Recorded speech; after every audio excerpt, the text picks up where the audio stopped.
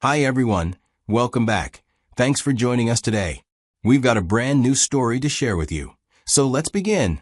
My name is Brady, and today I want to talk about entitlements that hide behind compliments and words like "you're so generous" or "you're such a good man." I paid off my girlfriend's entire student loan, $18,000. I didn't do it because she asked me to. I did it because I loved her, and I thought that's what love looked like.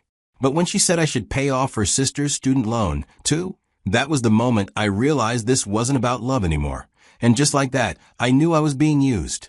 So I reversed everything. But before I get into all that, you need to know how we got to that point in the first place. Because none of this happened overnight. It all started long before that ridiculous demand. My girlfriend, Nora, and I first met back in college. We weren't in the same friend group or anything like that, but we'd occasionally see each other around campus. She always struck me as someone who had her life together. While most of us were just focused on getting through our classes, Nora already had a part-time job lined up. I found her drive attractive. It made her stand out. But we didn't start dating while we were in school. I ran into her at a small alumni meetup a few months after we tossed our caps, and it was like we were seeing each other in a whole new light. We talked, we laughed, and before long, we were texting regularly, then going out on dates. I thought she was someone I could build a future with. As our relationship grew, I wanted to build trust the right way, so I started helping her with little things. Sending her lunch when she had long shifts, and covering small bills when she came up short. Just the kind of things you do when you care about someone and want to be supportive.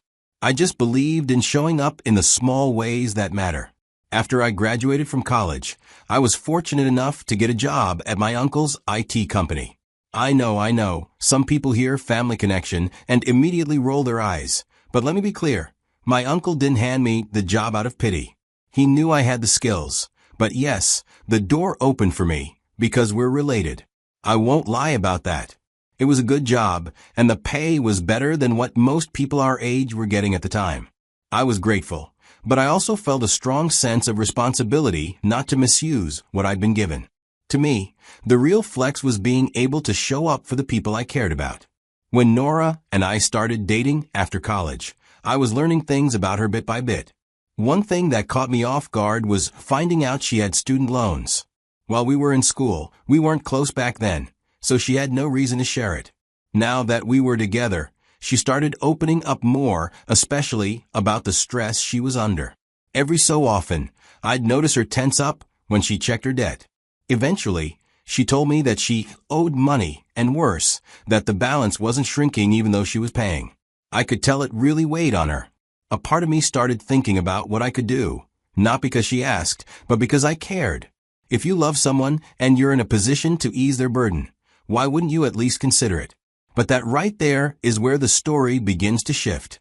Because what starts out as love and generosity can sometimes reveal things you never expected. After hearing her vent about it one more time, something in me just said, do something. Now, I'd just gotten a small bonus from work. I figured this was a perfect moment to use some of what I had for someone I cared about. The thing is, the bonus wasn't enough. Her total loan balance was $18,000. The bonus covered part of it, but I had to go into my personal savings to bridge the gap. She was coming over that weekend, as we didn't live together yet. While she was busy around my apartment, I quietly logged into the loan payment system through a third-party processor. I handled the transaction, and just to have something tangible to show her, I recorded a short video of the confirmation screen. Later that evening, after we'd eaten and were just relaxing together, I pulled out my phone and told her I had something to show her. I handed her the phone, and as the video played, I watched her closely. At first, she looked confused, trying to piece together what she was seeing. But then it clicked. Her mouth dropped open, and her eyes welled up with tears almost immediately. She turned to me, threw her arms around me, kissed me like her life depended on it, and called me the best man she's ever known. I can't lie, I felt appreciated. That whole night, she was softer, closer, and everything felt warm. When we were intimate that night, it was sensational. I went to bed thinking, this is what real connection feels like. The week that followed was even better. She seemed lighter, happier. The vibe between us was on another level. I genuinely believed we had turned a corner in our relationship, like the bond between us had grown deeper. I really did. So, up to this point, things between Nora and me were actually going great. One Saturday, we were just lounging on the couch when Nora started talking about her sister. Now, I'd heard her mention her sister before. But this time she said, my sister's been drowning in her student loans too. She's got about $25,000 left to pay. I nodded, listening, thinking it was just a passing comment. But then she added, in the most casual voice, "You've already helped me. Imagine how much better I'd feel knowing my sister's free too. You're so generous. You could just take care of hers too." I'll be honest, my mind didn't even know how to respond right away. The assumption that because I helped her, I'd be fine helping her sister, too, didn't sit well with me. I told her plainly, "Look, what I did for you came from a place of love. I wasn't trying to become your family's financial safety net. I spent that money because I genuinely care about you, not because I signed up to pay everyone's debts." But instead of appreciating that boundary, she pushed harder. She looked me dead in the eye and said, "If you really cared about me, you wouldn't draw the line at just one family member." She framed it like this were about love. That if I loved her, I'd show it by helping the people she loved.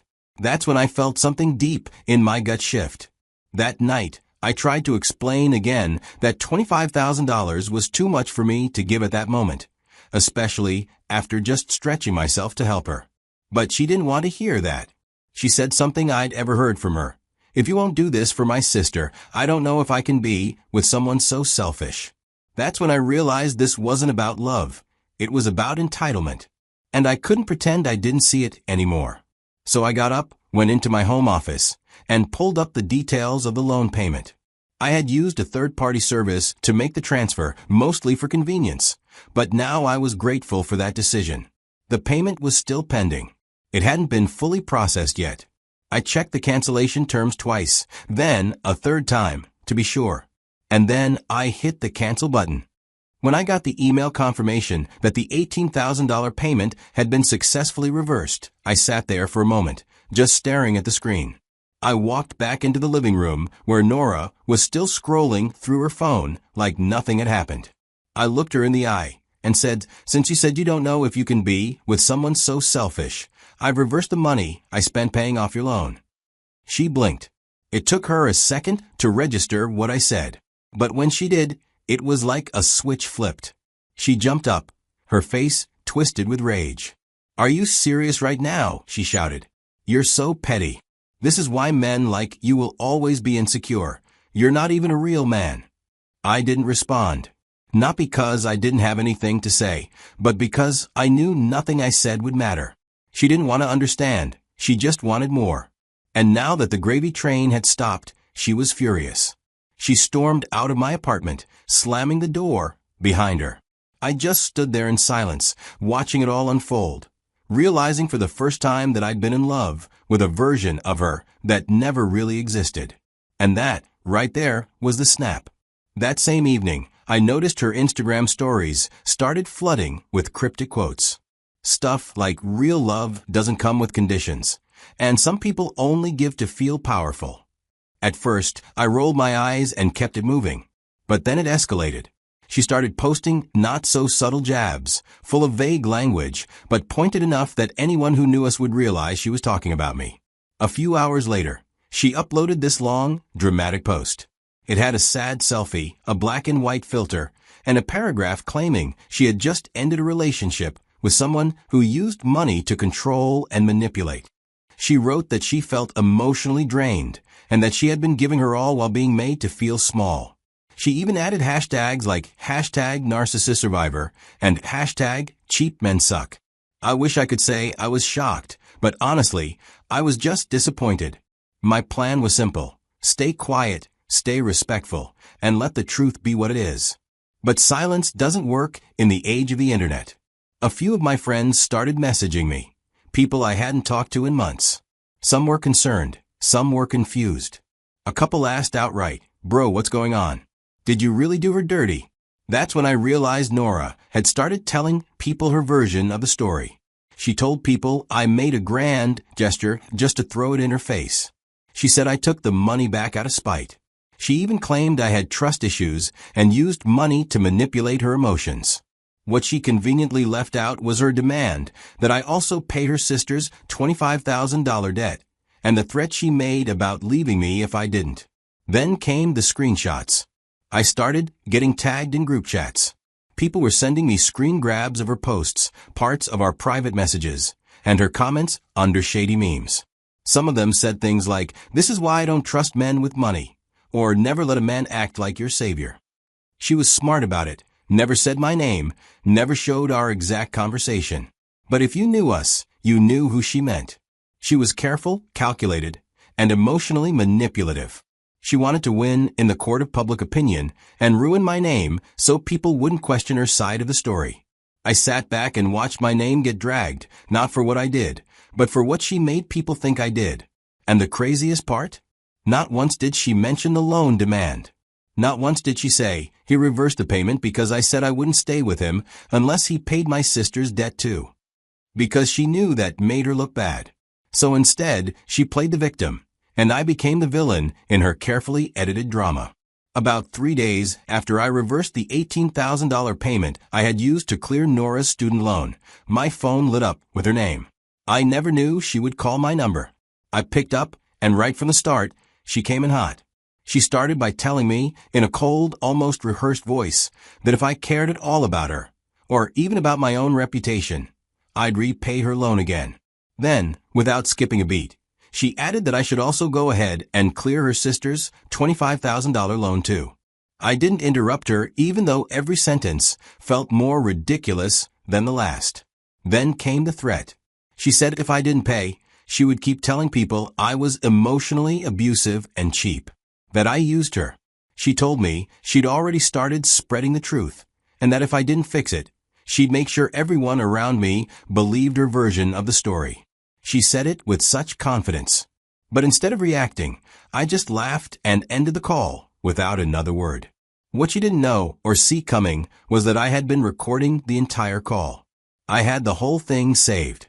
I did it because I could feel this was going to get ugly, and I needed to protect myself. I wasn't about to let her keep calling me names like cheap and emotionally abusive, when all I did was draw a line and protect myself. I mean, I stayed silent at first, hoping it would all die down, but she didn't stop. Now, she is even sending threats like, if you want me to stop, you know what to do, basically demanding I pay her and her sister's debt, or she'd keep ruining my reputation. That was the final straw.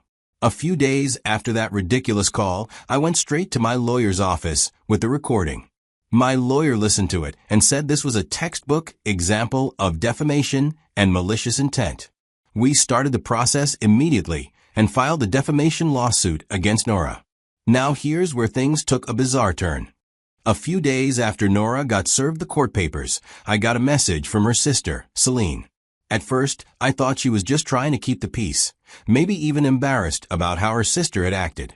She started off by apologizing, said she was sorry for all the drama, that she never meant to be involved, and that she respected what I did. I appreciated that, honestly. I wasn't angry at her directly. So, I responded politely, kept things calm, respectful. But after a few messages, her tone started to shift. She'd throw in compliments that didn't fit the conversation. Things like, any woman would be lucky to have a guy as generous and smart as you. Or, I always thought you were way too mature for Nora. I ignored it, thinking maybe she was just being awkward. But then, she sent a message late one night saying something like, if you ever want to talk to someone who actually understands you, I'm here. That was it for me. I realized exactly what she was doing. She wasn't just trying to smooth things over. She was trying to slide in.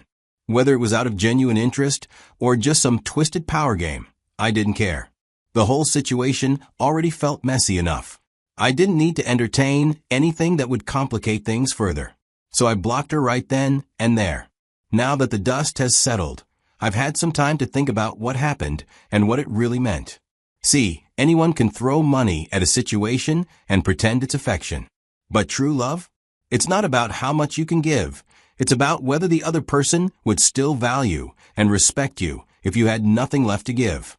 If I lost my job tomorrow, would she have stayed by my side? Or would she have found someone else to foot the next bill? Those are hard questions I had to ask myself. And to be honest, the answers weren't pretty. I learned that love without mutual respect is just performance. And a relationship where you constantly have to prove your worth with money isn't love. It's pressure disguised as affection. So I made my peace with what happened. I don't regret reversing that loan one bit. If anything, it was the most important decision I've made for myself in a long time. That $18,000? It's still sitting there now, back in my account. But it's not just money anymore. It's a reminder. A reminder that I deserve love that doesn't come with a price tag. And honestly, saving that $18,000 feels like the best gift I've ever given myself. Because I didn't just save money. I saved myself from a relationship that was built on expectations I could never truly meet without losing who I was.